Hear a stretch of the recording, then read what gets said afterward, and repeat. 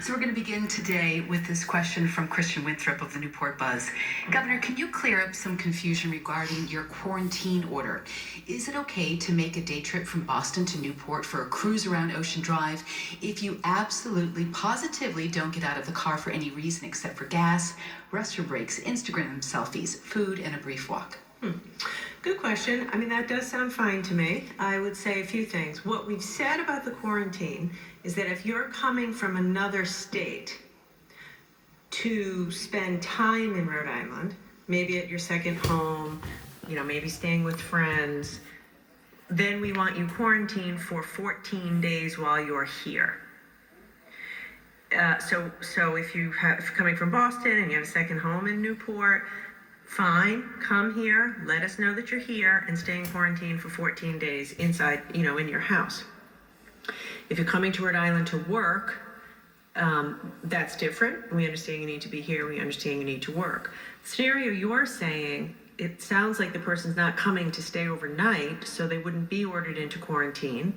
They would have to follow all the rules that the rest of us are following, wearing their masks, staying 6 feet away from people, and the like. So the short answer is yes to your story. I would just say this to the people of Rhode Island. We have, I hope, another week of the stay-at-home order. I hope that in a week we'll be able to relax that.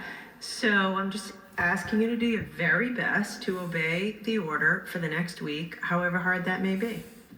In regard to the stay-at-home order, John DePietro asks, the stay-at-home order is set to end May 8th. If it is extended, what day this week would you announce it to be extended? Yeah, great question. So right now, as I stand here, and we've been through all the data again this morning, been talking to the hospitals, today I would say the intention is as I've said, which is lift the stay-at-home order May 8th, May 9th.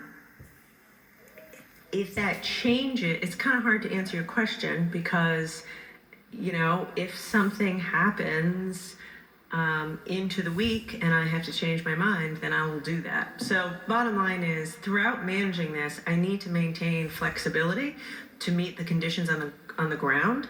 I suppose it's conceivable that, right up until May 8th, I could change my mind. But that isn't the plan.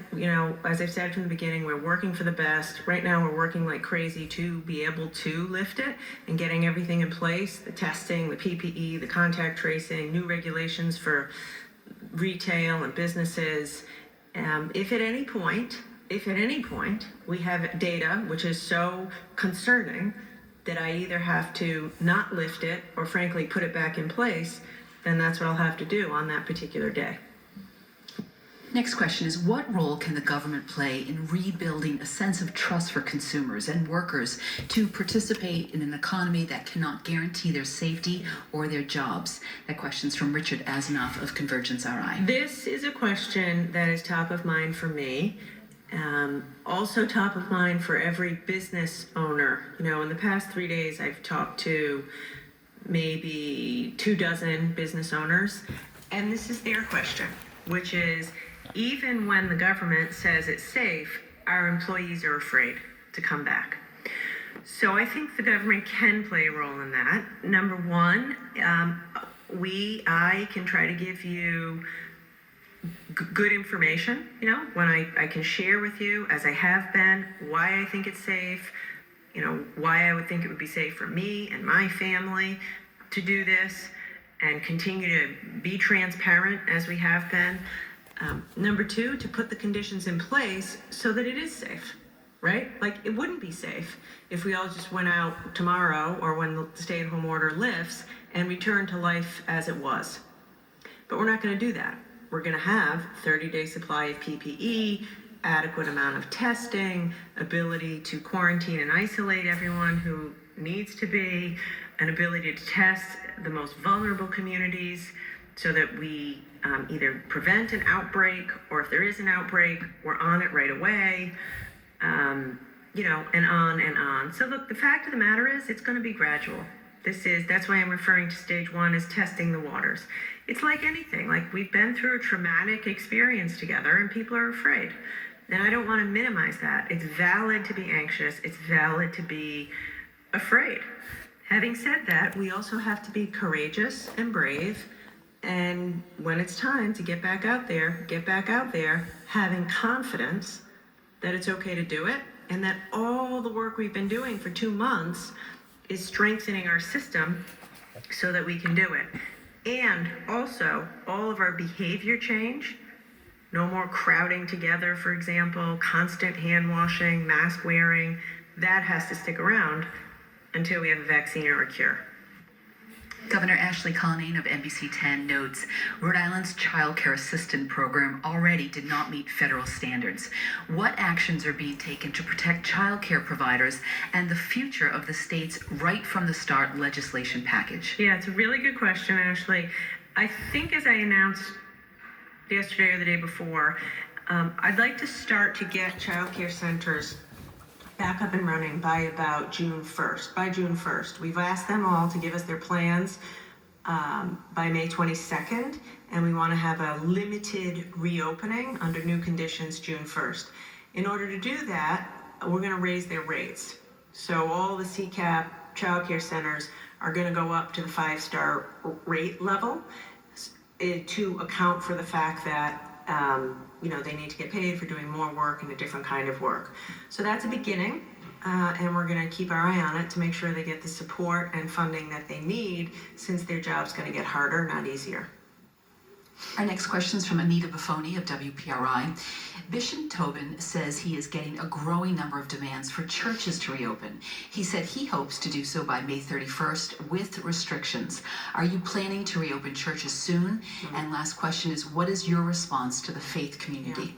So I want to say a few things. First, I want to thank Bishop Tobin and his team for being fantastic partners to me and my administration from day one in fighting this crisis. We are in, if not daily contact, certainly weekly contact, and he's in a tough spot, as am I, because you're trying to balance so many competing demands. But he and his team have, you should know, been excellent partners and really trying to do the right thing. Secondly, I'm right there with you. I'm someone who goes to church faithfully every Sunday forever. It's a staple of my life. It's how our family stays close and observes. So it's brutally difficult to not be able to celebrate Mass at least once a week. We are in contact now. I think that's a reasonable goal. I can't promise it. It's a very reasonable goal. We're in touch with the diocese. By the way, not just the Catholic diocese. We're in touch with synagogues. We're in touch with mosques. We're in touch with the Episcopal diocese to try to figure out exactly what those restrictions will be. For example, we're not going to be able to have shared hymnals. Dr. McDonald just gave an excellent demonstration.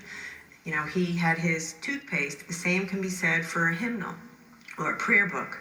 It's going to have to be a lot more cleaning protocols. We're going to have to pay extra special attention to the elderly and the sick.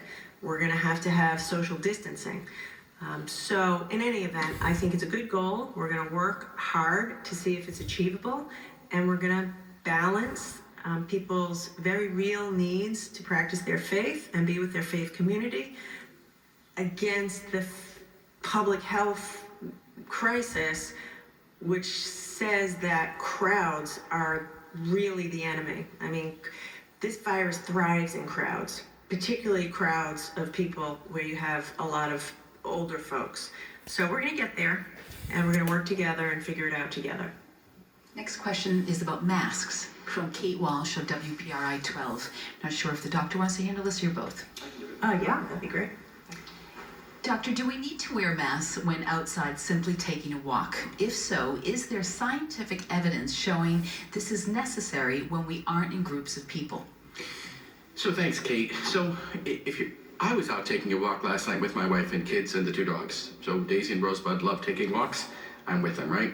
So when we're out walking in the development, taking a walk, I have my mask on me. Like, I carry my mask with me here. I don't know if you can see it, but I carry it with me so that if I come across other people, then I can put my mask on. But when I'm out walking, I don't wear my mask because there's no one else around me. And just think about it this way. If you're hiking in the woods alone, there's no one else who's at risk. However, if you're walking among people where there's other people, then you do want to wear your mask, and that's socially acceptable now, and it's culturally acceptable now.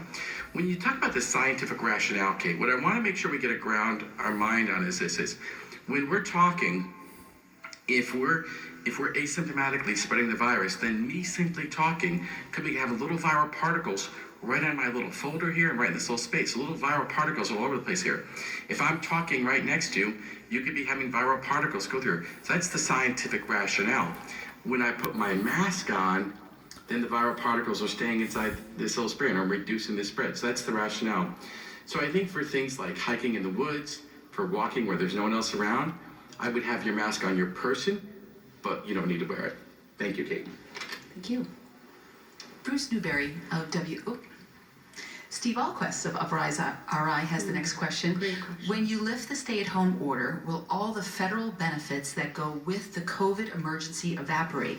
Could that adversely affect those who either can't go back to work or have no work to go back to? Yeah, excellent question. The answer is no. No is the short answer. So if you're talking to people who worry about that, they can rest easy. I've also declared a state of emergency along with 49 other governors.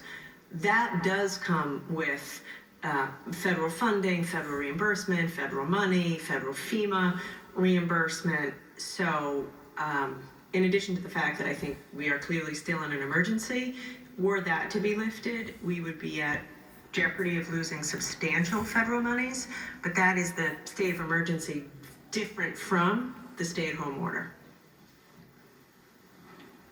Our next question is from Bruce Newberry. Sorry about that, Bruce. Is there a possibility of federal dollars specifically directed to the restaurant industry as is being pushed on a national level? Since restaurants are not federally licensed, what about directing such dollars to state groups such as the Rhode Island Hospitality Association? Thank you, Bruce, for that question. This is something that is top of my list. In fact, Commerce